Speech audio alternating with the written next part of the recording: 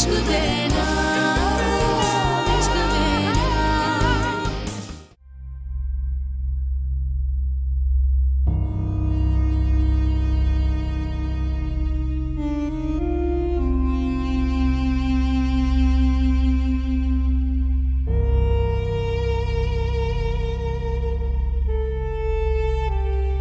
क्या हुआ अम्मी? होना क्या है बेटा, पहले तो तुम्हें दुनिया में अरसर के अलावा कोई नजर नहीं आता था। अब तुम्हें पूरी दुनिया नजर आती है, बस अरसल ही नजर नहीं आता। उफ़ो अम्मी, आप अरसल और मेरी शादी पर आकर क्यों अटक गई हैं?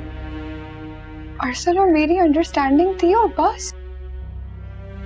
एक तो आप जैसी माए ना हर रिश्ते को एक ही चश्मे से देखती हैं। मुझे एक वजह बता दो कि मेरा दिल मान जाए। बताओ, अरसल से दूर होने की क्या वजह है आखिर? अम्मी आखिर आपको किस बात की जल्दी है?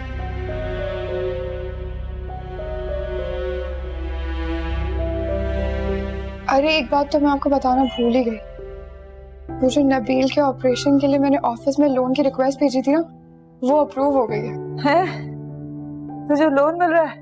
जी, वो भी पूरे 5 लाख का। अब हम उससे नबील का ऑपरेशन कराएंगे। नहीं, नबील का ऑपरेशन तो मैंने बेटा सोच लिया है, उसके लिए मैं घर भेज दूंगी। तुम इन पैसों से अपने और अरसल की शादी कर लो। अम्मी, आपको अपने माजूर बेटे की जरा भी फिक्र नहीं है? क्या कह रही हो तुम? और क्या कहूँ, मुझसे अपने माजूर भाई की तकलीफ नहीं देखी जाती। ये कैसे कह सकती हो? तुम्हें अच्छी तरह पता है वो मुझे अपनी जान से भी ज्यादा अजीज है। अगर अजीज है तो उसकी सेहतयाबी के बारे में सोचे अम्मी। अम्मी फैसले करना सीखे कि जिंदगी में किस चीज को प्रायोरिटाइज करना है, और ये शादी का भूत अपने सर पे से निकाले। हर चीज का इलाज इनके पास शादी है। शादी ना हो गई मुसीबत हो गई। अच्छा अब मैं जा रही हूँ, खुदा हाफिज।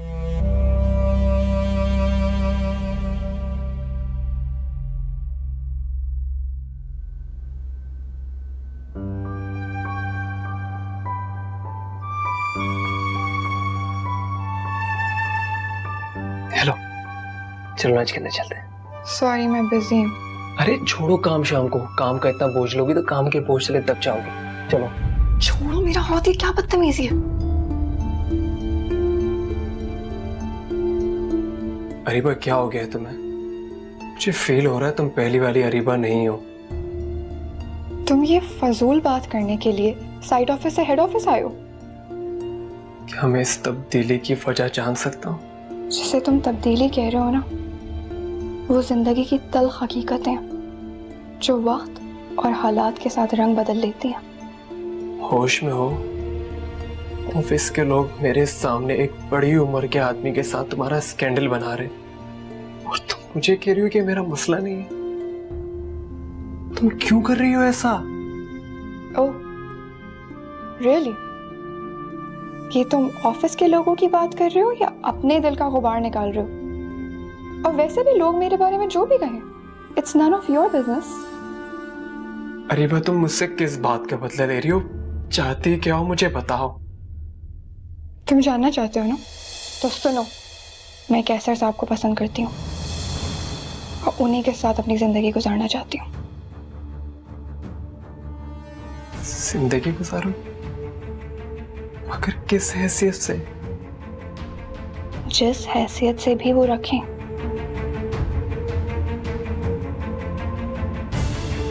सुन लिया मेरा फैसला, अब तुम जा सकते हो।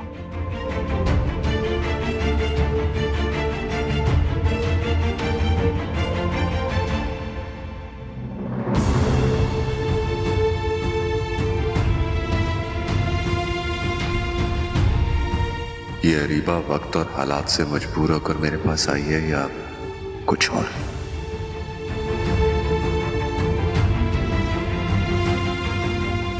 रे खुशबू, कहाँ रह गई? आ भी जा।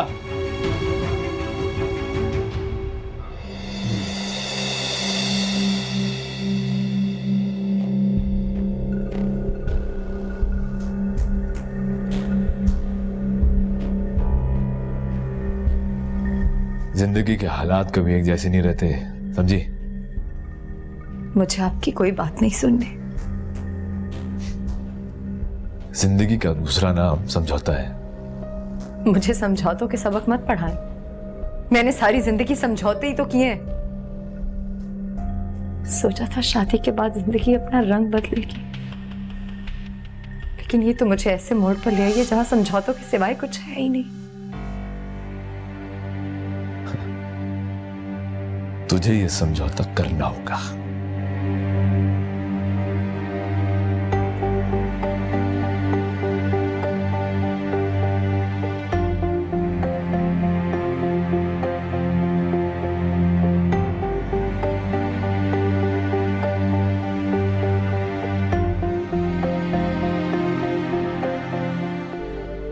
रोको,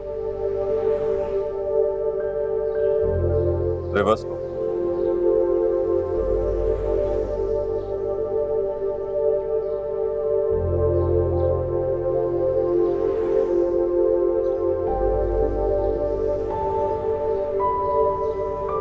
अरीबा गुलजार, आइए मैं आपको ड्रॉप कर दूं। नो थैंक्स सर, आप परेशान मत हो, मैं चली जाऊंगी। परेशानी की कोई बात नहीं, प्लीज आइए।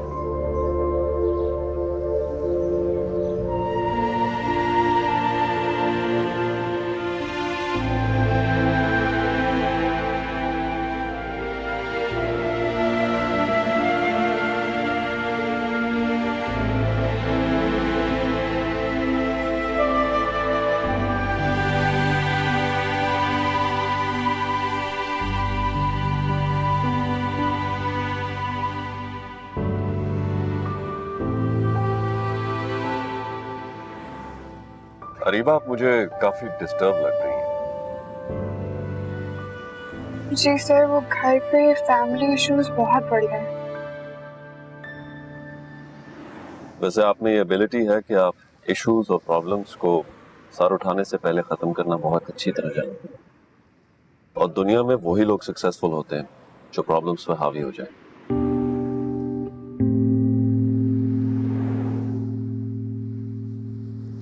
सर, मुझे आपसे कुछ कहना है। जी कहिए। सर, जर्मनी से आने वाले डेलीगेशन में मुझे और अरसल को अटैच कर दिया। आप प्लीज उसके बजाय किसी और की ड्यूटी लगा दें। लेकिन अरसल का नाम तो मैंने ही सजेस्ट किया था। डेलीगेशन को फ्लाइट पर लेके जाना है, रात की हो सकती है, एंड आई थॉट कि वो आपका करीबी रिश्तेदार है, you will be much more comfortable with him. Sir, करीबी रिश्तेदार हमेशा करीबी थोड़ी रहते हैं, और वैसे भी मैं अरसल के साथ बहुत अनकंफर्टेबल हो जाऊंगी। ओके, यू डोंट वरी, मैं मेहदी साहब से बात कर लूंगा। सर प्लीज मेरा नाम कहीं ना आए कि मेरे कहने पर।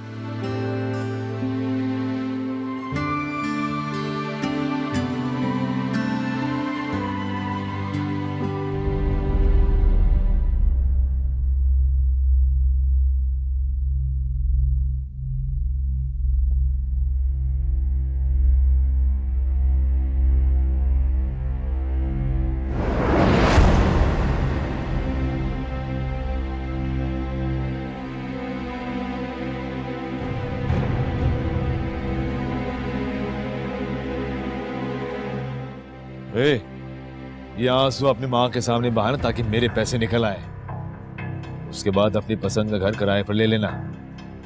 मैं वादा करती हूँ मैं अम्मी से तुम्हारे पैसे दिलवा दूंगी, मगर मुझे घर नहीं जाना। अबे कल से एक ही बात समझा रहा हूँ और तू समझ नहीं रही है। तेरी सुई तो एक ही बात पर अटकी हुई है कि घर नहीं जाना। वो तुम्हारा घर है ना जहाँ तुम रहते हो। मैं तुम्हारी माँ के साथ रह लूंगी अकबर। मेरी मरहूम बीवी कहा करती थी, मौत के कुएं में मोटरसाइकिल चलाना आसान होगा, मेरी माँ के साथ रहना मुश्किल। देखो, शादी के बाद तो लड़कियां अपने ससुराल में रहती है ना।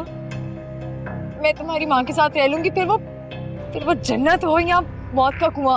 अरे बस करो, अपने घर जाओ और मुझे सुकून से सोचने दो कि आगे क्या करना है। किस तरह घर जाऊं? मैंने तो उन लोगों से मरना जीना खत्म कर दिया था। ये मेरा मसला नहीं है, जैसे ताल्लुक तोड़ा था ना, अब ऐसे ही जोड़ लो। अपने अपने होते आखिर में। अब जाओ, मैं बाद में आऊंगा।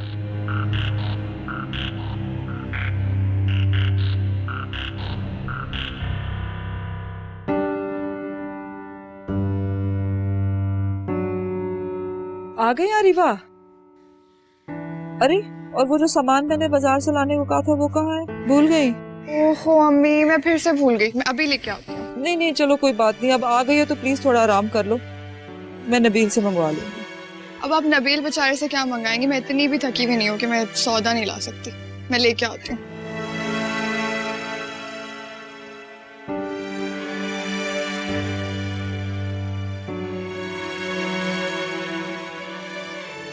अम्मी क्या हुआ? सब खैरियत तो है? आप क्या सोच सोच के परेशान हो रही हैं? जिस माँ की जवान बेटी इज्जत पर खाक मरकर घर से भाग जाए, वो माँ सारी जिंदगी सोचों से लड़ती रहती है। कभी बेटी की बर्बादी की फिक्र, तो कभी जमाने के तानों का डर। अम्मी आप दुनिया वालों का खौफ ना करें, वो कभी हमदर्द नहीं बनते। हाँ दर्द जरूर देते हैं। और आप देख लीजिएगा, आज नहीं तो कल खुशबू आपी आपके पास वापस आ जाएगी। मेरे दिल में अब उसके लिए कोई ममता नहीं रही। तो वो मेरे सीने से लगना भी चाहे तो शायद मैं उसको कभी पनाह ना दे सकूं। बस यही दुआ करती हूँ कि वो कभी मेरी ममता का इम्तिहान बनकर मेरे सामने ना आ जाए। अब तो तुम्हें मेरी जिंदगी को गुलजार बना सकती हूँ। बेटा अरसल से शादी कर लो, ताकि कम से कम तुम्हारी फिक्र तो मेरे सर से उतरे। मेरी शादी आपके हाथों होगी और बहुत इज्जत से होगी। अच्छा इस बारे में हम बाद में बात करेंगे, फिलहाल मैं सौदा लेने जा रही हूँ। बच्चे जब अपनी जिंदगियों में मसरूफ हो जाएं, तो उनके पास वालिदैन और उनकी बेकार ख्वाहिशात के लिए कहाँ वक्त होता है। कितनी बदनसीब हूँ मैं, एक आस के पीछे जन्नत को ठोकर मार कर निकल गई थी। अकबर पर कितना एतमाद करके घर से निकली थी, मगर उसने तो मेरे एतबार को किरची किरची कर दिया।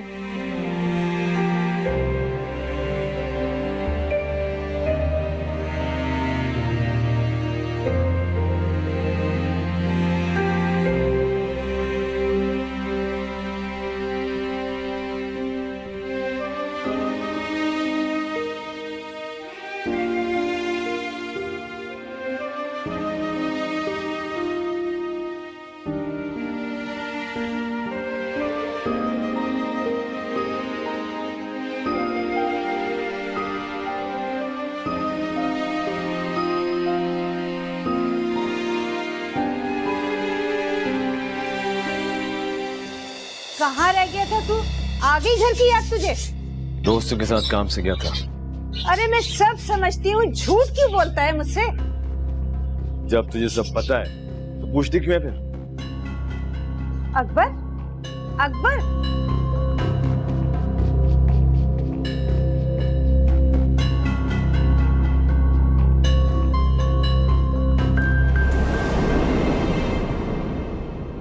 खुशबू तू और यहाँ अकबर कहाँ है? अरे बोल भी दे, मुंह में क्या घोंघियां डाल के बैठी है? हैं? अरे अरे अरे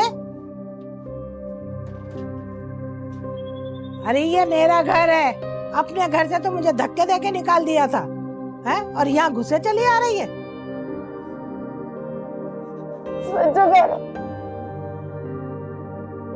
ये क्या हुआ?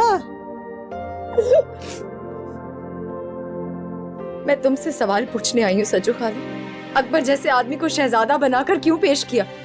मेरी जिंदगी बर्बाद करके तुम्हें क्या मिला? मोहब्बत का दम भरने वाले अकबर का अपनी माँ के सामने दम निकलता है। मैंने तुम्हारी आंखों पे पट्टी बांध के तुम्हारी शादी नहीं की थी। अरे जब मुझे अकबर की हकीकत का पता चला था ना, तो मैं तो बताने के लिए आई थी, मगर तुम तो अकबर के रंग में रंग गई थी। अपनी माँ बहनों के साथ साथ मुझे भी बेइज्जत करके निकाल दिया। कम अकल नादान बेवकूफ थी मैं, जो बबूल के पेड़ से गुलाब के फूल की आस लगा बैठी। मुझे क्या पता था कि अकबर की अपनी माँ के सामने गिग्गी बन जाती है। चलो बेटा, अब जो होना था हो गया, अब आगे की फिक्र कर। मेरा तो दिमाग सुन्न हो गया है खाला, समझ में ही नहीं आ रहा क्या सोचूं मैं। अकबर मुझे अम्मी के दरवाजे पर छोड़कर चला गया है। अरे मेरी बच्ची, तू रही हमेशा भोली की भोली।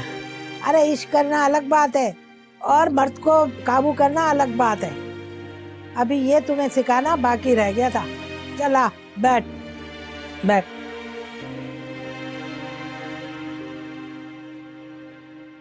अरे अकबरी भी तो एक औरत है। अकबर जैसे हट्टे कट्टे इंसान को लगा में डाल के रखा है। और अकबर ने तो शादी से पहले ही अपना घर तेरे नाम करके तेरे कदम मजबूत कर दिए थे। अरे उस घर से सबको बाहर निकाला जा सकता है सिवाय तेरे। घर वालों से छुपकर ही सही, लेकिन तूने तो निकाह किया है ना अकबर के साथ। और अकबर ने अपनी जिंदगी के साथ साथ अपना घर भी तेरे नाम लिख दिया है, हक महल। कहती तो तुम ठीक हो खाला, ना थोड़ी देर पहले तक तो मुझे ऐसे लग रहा था जैसे मैं बंद गली में आकर खड़ी हो गई। अरे रास्ता तो अकबर ने खोला है। तेरे हुस्न के जादू में अपना सब कुछ लुटा बैठा है।